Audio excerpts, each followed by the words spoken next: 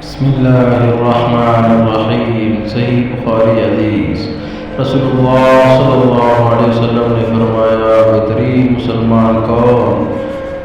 رسول اللہ صلی اللہ علیہ وسلم نے فرمایا، مسلمان وہ ہے جس کی زبان اور ہاتھوں سے دوسرے مسلمان محفوظ رہے۔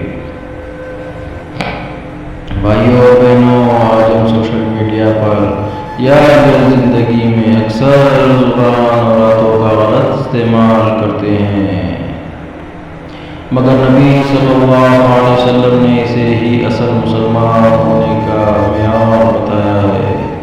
زبان کو میٹھا اور ہاتھوں کا امان کا ذریعہ بنایا۔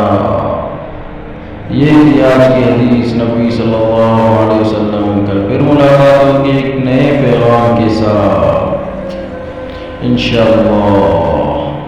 سبسکرائب کرے، شیئر کرے اور اپنا پیغام